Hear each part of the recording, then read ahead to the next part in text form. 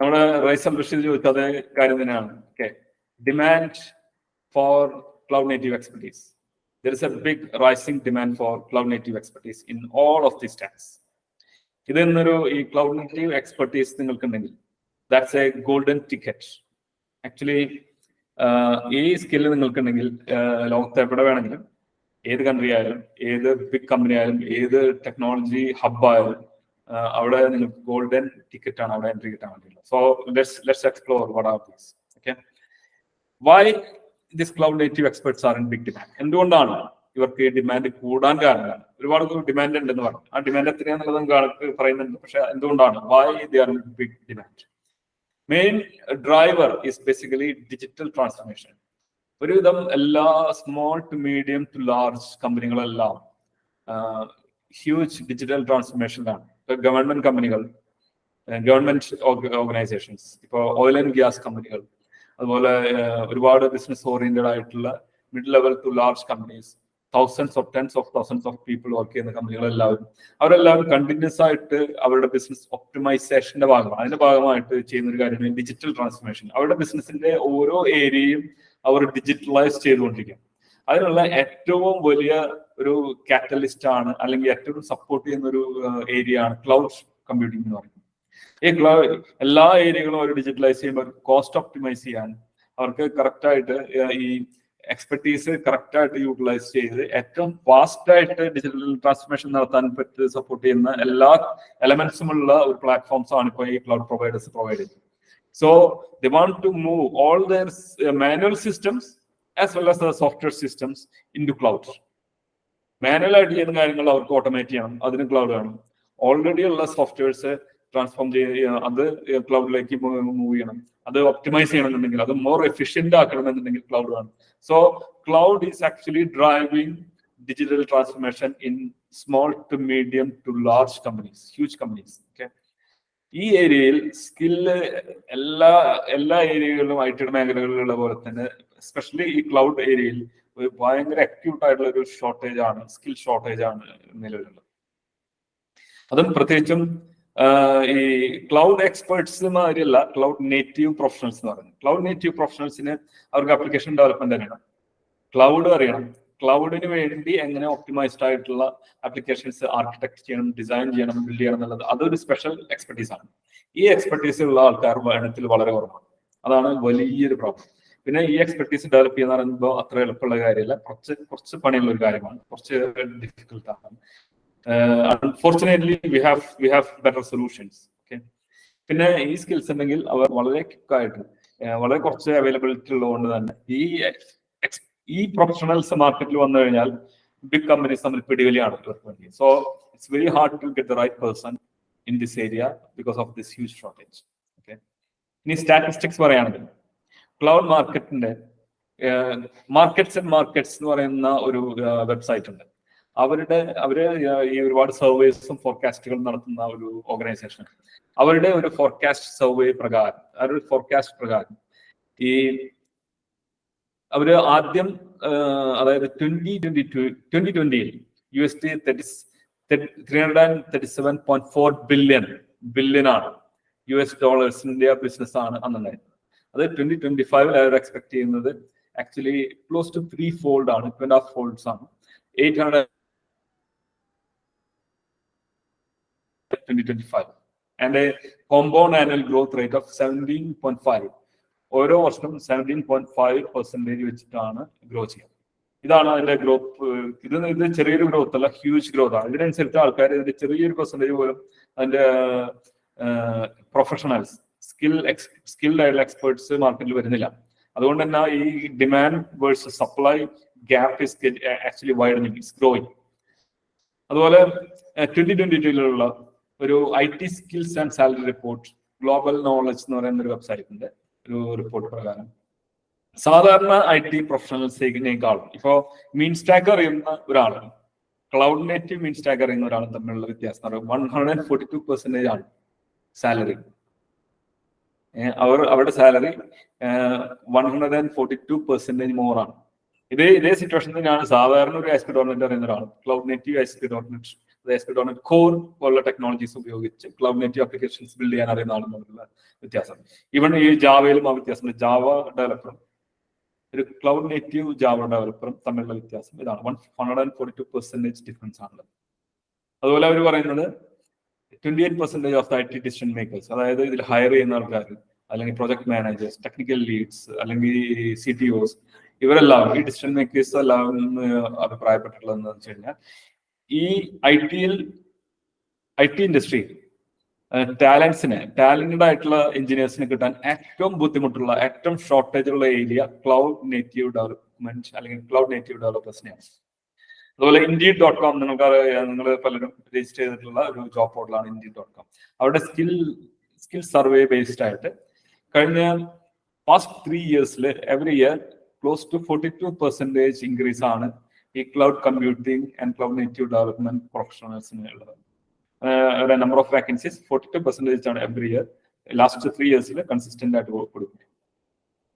ഇനി ഇതിനകത്ത് ഈ നമ്മൾ നേരത്തെ കുറെ സ്റ്റാക്കുകൾ പറഞ്ഞു. ഇതിനകത്ത് മൈക്രോസോഫ്റ്റ് സ്റ്റാക്ക് എന്തിനാണ് നമ്മൾ സെലക്ട് ചെയ്യുന്നത്? അതിന്റെ ബെനിഫിറ്റ് എന്താ? അതിന്റെ ഏറ്റവും പ്രധാനപ്പെട്ട കാരണം എന്ന് പറയുന്നത് മൈക്രോസോഫ്റ്റ് തന്നെയാണ് വേൾഡിലെ ഏറ്റവും world's largest IT company, most valuable company. 3 trillion ആണ് മൈക്രോസോഫ്റ്റിന്റെ ഇന്നത്തെ വർത്ത് ഉള്ളത്. ഈ മൈക്രോസോഫ്റ്റിന്റെ ഒരുപാട് ആപ്ലിക്കേഷൻ സ്റ്റാക്കുകളാണ് ഇപ്പൊ ഈ മൈക്രോസോഫ്റ്റ് ഡൈനാമിക്സ് CRM പോലുള്ള മൈക്രോസോഫ്റ്റിന്റെ ഈവൻ സ്റ്റാർട്ടിംഗ് ഫ്രം മൈക്രോസോഫ്റ്റിന്റെ വിൻഡോസ് ഓപ്പറേറ്റിംഗ് സിസ്റ്റം, വിൻഡോസ് 11 നിങ്ങൾ യൂസ് ചെയ്യുന്ന ഓപ്പറേറ്റിംഗ് സിസ്റ്റം മുതൽ അഷ്യൂർ ക്ലൗഡ് മുതൽ ഒരുപാട് ഡിഫറെന്റ് ബിസിനസ് എന്റർപ്രൈസ് ആപ്ലിക്കേഷൻസ് ആണ് മൈക്രോസോഫ്റ്റിന്റെ ഇന്ന് മാർക്കറ്റിൽ നിങ്ങൾക്ക് അറിയാത്തതായിട്ടുള്ള ഒരുപാട് ആപ്ലിക്കേഷൻസ് ഉണ്ട്. മൈക്രോസോഫ്റ്റിന്റെ ഇപ്പോൾ GitHub മൈക്രോസോഫ്റ്റിന്റെ ആണ്, ലിങ്ക്ഡിൻ മൈക്രോസോഫ്റ്റിന്റെ ആണ്. അതുമാതിരി നമ്മളിപ്പോ യൂസ് ചെയ്യുന്ന ഈ OpenAIയുടെ ഈ ChatGPT പോലുള്ള ഇതില് ഏറ്റവും ബിഗ്ഗസ്റ്റ് ഇൻവെസ്റ്റർ 50% ഇൻവെസ്റ്റ്മെന്റ് മൈക്രോസോഫ്റ്റിന്റെയാണ്. അപ്പൊ മൈക്രോസോഫ്റ്റ് കൈവയ്ക്കാത്ത IT മേഖലകളില്ല. ഒരുപാട് AI ഏറ്റവും വലിയ ഇൻവെസ്റ്റർ ആണ്. എമർജിംഗ് ടെക്നോളജീസ് ഹെവി ആയിട്ട് യൂസ് ചെയ്യുന്ന അതിൽ ഇൻവെസ്റ്റ് ചെയ്തുകൊണ്ടിരിക്കുന്ന കമ്പനിയാണ്. ഇതിലെല്ലാം മൈക്രോസോഫ്റ്റിന്റെ ഒരു ക്യാമ്പിൽ നമ്മൾ വന്നു വിട്ട് കഴിഞ്ഞാൽ നമ്മളുടെ ഓപ്പർച്യൂണിറ്റീസ് അതിനനുസരിച്ച് ഈ ഏരിയകളിലെല്ലാം നമുക്ക് ഓപ്പൺ ആയി എടുക്കാം. അതാണ് അതിന്റെ ഏറ്റവും വലിയൊരു കാര്യം. So aligning with the Microsoft's camp is actually a very wise decision because it opens up a lot of doors in front of you guys. ഇനി Azure Cloud, മൈക്രോസോഫ്റ്റിന്റെ ഏറ്റവും വലിയ ക്യാഷ് കൗ എന്ന് പറയുന്നത് Azure Cloud ആണ്. ഏറ്റവും കൂടുതൽ കാശ് മൈക്രോസോഫ്റ്റിന് ഉണ്ടാക്കി കൊടുക്കുന്നത് Azure Cloud ആണ്.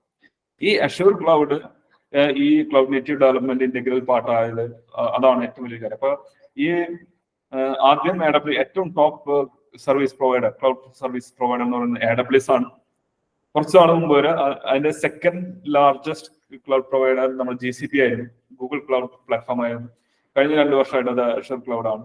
Azure Cloud is growing in government and oil and gas, അതുപോലെ ഒരുപാട് വളരെ എസെൻഷ്യൽ ആയിട്ടുള്ള സെക്ടേഴ്സിൽ മൈക്രോസോഫ്റ്റ് ഗ്രോ ചെയ്തുകൊണ്ടിരിക്കുക.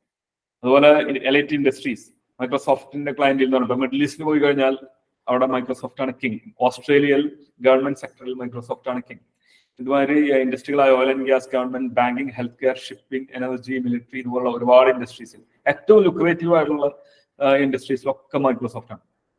അപ്പോൾ മൈക്രോസോഫ്റ്റ് ഇത്രയധികം വൈഡ് ഏരിയ ഉള്ളതുകൊണ്ട് തന്നെ മൈക്രോസോഫ്റ്റിന്റെ ആപ്ലിക്കേഷൻസിൽ ആണ് കൂടുതൽ ഈ കമ്പനികളെല്ലാം ട്രസ്റ്റ് ചെയ്യുന്നത്. Big trust among government and all these company. So ഈ സ്കിൽസ് നമ്മൾ മൈക്രോസോഫ്റ്റിന്റെ സ്കിൽ സെറ്റ് നമ്മൾ അക്വയർ ചെയ്ത് കഴിഞ്ഞാൽ ഈ വക കമ്പനികളിലേക്കെല്ലാം നമുക്ക് എൻട്രി വളരെ എളുപ്പമായി തീരും. അതാണ് ഒരു പ്രധാനപ്പെട്ട കാര്യം. പിന്നെ മൈക്രോസോഫ്റ്റിന്റെ ക്ലൗഡ് നേറ്റീവ് ഡെവലപ്മെന്റ് സ്റ്റാക്ക് എന്തിനാണ് നമ്മൾ ചൂസ് ചെയ്യുന്നത്? അതിന്റെ ഒരു റീസൺ നേരത്തെ പറഞ്ഞ പോലെ മൈക്രോസോഫ്റ്റിന്റെ ആപ്ലിക്കേഷൻ സ്റ്റാക്സ് ആയ ഡൈനാമിക് 365, പവർ പ്ലാറ്റ്ഫോം, പിന്നെ ഒരുപാട് സൊല്യൂഷൻസ്, ഇതെല്ലാം മൈക്രോസോഫ്റ്റ് ക്ലൗഡ് നേറ്റീവ് ഡെവലപ്മെന്റ് സ്റ്റാക്കിനെ അല്ലെങ്കിൽ ഡെവലപ്മെന്റ് പ്രോസസ്സിനെ സപ്പോർട്ട് ചെയ്യുന്ന ഒരുപാട് കാര്യങ്ങളാണ്. ഒരുപാട് ഹൈലി വാല്യുബിൾ ആയിട്ടുള്ള ഒരുപാട് ആപ്ലിക്കേഷൻ സ്റ്റാക്കും പ്ലാറ്റ്ഫോംസും ആണ് മൈക്രോസോഫ്റ്റിന് വരുന്നത്. അതുപോലെ മൈക്രോസോഫ്റ്റ് നിങ്ങൾക്കറിയാം ഈ ASP.NET എന്ന് പറയുന്ന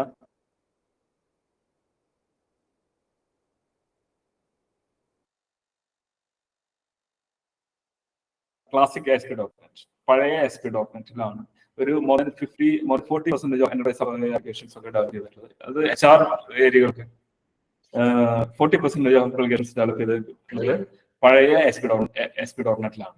ഇത് ഇന്ന് ക്ലൗഡിലെ ASP.NET കോർ വന്നതിന് ശേഷം ക്ലൗഡ് ഓറിയന്റഡ് ആയിട്ടുള്ള ക്ലൗഡ് നേറ്റീവ് ആയിട്ടുള്ള ASP.NET കോർ വന്നതിന് ശേഷം ഈ പഴയ ASP.NET നിന്നുള്ള ആപ്ലിക്കേഷൻസ് എല്ലാം ഇവർക്ക് മൈഗ്രേറ്റ് ചെയ്യേണ്ട ഒരു ആവശ്യമാണ്. അതുകൊണ്ട് തന്നെ ഇതൊരു ഗ്യാരണ്ടീഡ് ആയിട്ടുള്ള ഒരു ഹയറിംഗ്, ഗ്യാരണ്ടീഡ് ആയിട്ടുള്ള ഓപ്പർച്യൂണിറ്റി ആണ് ASP.NET കോറിലേക്കുള്ളത്. ഈ കമ്പനികൾക്കെല്ലാം ASP.NET കോറിൽ സ്പെഷ്യലൈസ് ചെയ്തിട്ടുള്ള ക്ലൗഡ് നേറ്റീവ് ഡെവലപ്പേഴ്സിന് ആവശ്യമാണ്.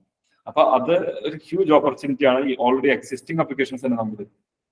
അതുപോലെ ഇവരുടെ സാലറി സാധാരണ പഴയ മൈക്രോസോഫ്റ്റ് ടെക്നോളജികളെ കമ്പയർ ചെയ്യുമ്പോൾ ഈ ASP.NET കോറും നമ്മുടെ അഷ്യൂറും നമ്മുടെ ഫ്രണ്ട് എൻഡ് ടെക്നോളജീസ് ആയ ആംഗുലാറോ റിയാക്ട് ഇത് കൂടിയുള്ള ഈ വിന്നിംഗ് കോമ്പിനേഷൻ നമ്മുടെ കയ്യിലുണ്ടെങ്കിൽ ഇവരുടെ സാലറി എന്ന് പറയുന്നത് മൾട്ടിപ്പിൾ ഫോൾഡ്സ് ആണ് ഈ സാലറി ഉള്ളത്. അപ്പൊ അതുകൊണ്ട് തന്നെ ക്ലൗഡ് നേറ്റീവ് ഡെവലപ്മെന്റിന് മൈക്രോസോഫ്റ്റ് സ്റ്റാക്ക് തിരഞ്ഞെടുക്കാനുള്ള ഒരുപാട് സ്ട്രോങ് റീസൺസ് ആണ് നമ്മളിപ്പോൾ ഡിസ്കസ് ചെയ്യുന്നത്. അതുപോലെ റൈസിംഗ് ഡിമാൻഡ് ഇൻ ഇൻഡസ്ട്രിയിലുള്ളത് ഇപ്പോൾ ലിങ്ക്ഡിനിൽ നോക്കുകയാണെങ്കിൽ 38,000 ജോബ് പോസ്റ്റിംഗ് ആണ് കഴിഞ്ഞ വർഷം 2023. അത് എന്റർപ്രൈസ് ലെവൽ കമ്പനീസും സ്റ്റാർട്ടപ്പുകളിലും ഒരുപോലെ ഉണ്ട്. അതുപോലെ 50% ഇൻക്രീസ് ആണ് ലിങ്ക്ഡിനിൽ തന്നെ നമുക്ക് പാസ്റ്റ് ഇയറിൽ ഒരൊറ്റ വർഷത്തിലുള്ളത്. കഴിഞ്ഞ വർഷത്തെ അതായത് 2022 കമ്പയർ ചെയ്യുമ്പോൾ 2023 വന്നിട്ടുള്ളത് 50% ഇൻക്രീസ് ആണ് ASP.NET കോർ ഡെവലപ്പേഴ്സിനുള്ളത്. സാലറീസ് ആണെങ്കിൽ നോക്കുകയാണെങ്കിൽ ഇപ്പൊ US ആവറേജ് $97,000 ആണ് പറയാൻ ഉള്ളത്. അത് 60,000 മുതൽ 146 വരെ ഡെവലപ്പർ ലെവലിലാണ്. ആർക്കിടെക്ട് ലെവലിൽ മറ്റും പോവാണെങ്കിൽ ഇതിനേക്കാളും ഹ്യൂജ് സാലറി 200,000 250,000 ആ റേഞ്ചിലാണ്. ഇന്ത്യയിൽ നോക്കുകയാണെങ്കിൽ ആവറേജ് സാലറി എന്ന് പറയുന്നത് 14,60,000 രൂപയാണ് ആവറേജ് സാലറി. അതൊരു ഡെവലപ്പറുടെ ആണ്. ടെക് ആർക്കിടെക്ട് ആണെങ്കിൽ 21 ലക്ഷം മുതലാണ്, അതാണ് ആവറേജ്. എന്ന് വെച്ച് കഴിഞ്ഞാൽ അത് ഒരു ബിഗ് റേഞ്ച് ആണ്. അപ്പൊ അതിന്റെ ഇടയ്ക്കുള്ള ഒരു ആവറേജ് ആണ്. സൊല്യൂഷൻ ആർക്കിടെക്ട് ആണെങ്കിൽ 28 lakhs per annum എന്നുള്ളതാണ് ആവറേജ് സാലറി. ഇതിൽ Fortune 500 കമ്പനീസിൽ 40% കമ്പനികളിലും ഈ സ്റ്റാക്ക് യൂസ് ചെയ്യുന്നതാണ്. അപ്പൊ ഈ കമ്പനികളിലെല്ലാം അതായത് close to including Fortune 500 company എന്ന് പറയുന്നത് ലോകത്തെ ഏറ്റവും സമ്പന്നമായ ഏറ്റവും വെൽത്തി ആയ 500 കമ്പനീസ് എടുക്കുകയാണെങ്കിൽ അതിൽ 40%ലും ASP.NET കോറും അഷ്യൂറും യൂസ് ചെയ്യുന്നുണ്ട്. അപ്പൊ ഹ്യൂജ് ആ കമ്പനികളിലേക്കുള്ള എൻട്രി ഈസി ആയിരിക്കും. ഇനി ഫ്യൂച്ചർ നോക്കുകയാണെങ്കിൽ what is the future prospectus for this technology stack?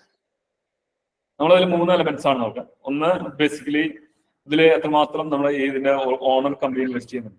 മൈക്രോസോഫ്റ്റിന്റെ ഏറ്റവും കൂടുതൽ ഇൻവെസ്റ്റ് ചെയ്യുന്ന ഏരിയ ആണ് അഷ്യൂർ ക്ലൗഡ്. അഷ്യൂർ ക്ലൗഡിലെ ഡിഫോൾട്ട് ടെക്നോളജി ഇതായതുകൊണ്ട് Microsoft is heavily investing in ASP.NET core and related technologies. പിന്നെ അഡോപ്ഷൻ റേറ്റ് എന്ന് പറയുന്നത് മറ്റുള്ള ബിഗ് കമ്പനീസിലെ ഗ്രോയിങ് അഡോപ്ഷൻ റേറ്റ് ആണ് കൂടുതലായിട്ട് അഡോപ്റ്റ് ചെയ്യുന്നത്.